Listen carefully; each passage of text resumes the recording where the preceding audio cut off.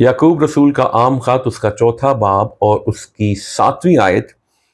बस खुदा के ताबे हो जाओ और इब्लीस का मुकाबला करो तो वो तुमसे भाग जाएगा।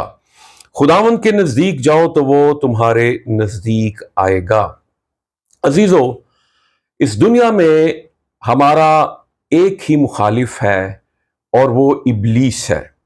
वो खुदा का और उसके लोगों का और उसके कामों का मुखालिफ है, और वो कभी भी नहीं चाहता कि खुदा के लोग जो हैं वो खुदा की कुर्बत, उसकी नज़दीकी, उसकी रफ़ाकत में गहरे हों।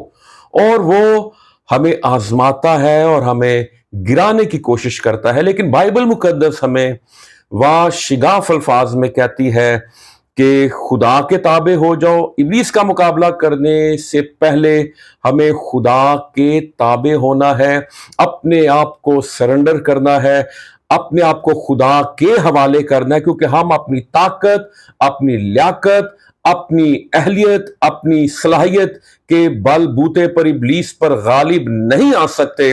जब हम खुदा के ताबे होते हैं तो इब्लीस भी हमारे ताबे हो जाता है। हालेलुया। इसलिए कहा गया खुदा के ताबे हो जाओ और इब्लीस का मुकाबला करो। पहले खुदा के ताबे होना है, खुदा के अपने आप को सुपुर्द करना है। जब आप इब्लीस का मुकाबला करेंगे तो फिर बाइबल मुकद्दस हमें रिजल्ट्स बता रही है। नतीजा क्या होगा? नतीजा ये होगा, वो तुमसे भाग जाएगा। हालेलुया। सो हमें मैदान से नहीं भागना, हमें मैदान को नहीं छोड़ना, बल्कि हमें इब्लीस का मुकाबला करना है ताकि वो मैदान को छोड़ के भाग जाए। याद रखिए कि हमारा मुकाबला एक हारे हुए दुश्मन से है। यीशु मसीह ने सलीब पर उसके सर को कुचल दिया है। इसलिए दिलेरी के साथ, निडर होके, बहादुरी के साथ कलाम की कुदरत, लहू की कुदरत, सलीब की कुदरत को अपने साथ लेते हुए इब्लीस का मुकाबला कीजिए। आपको फतह से बढ़कर गलबा मिलेगा। आमीन।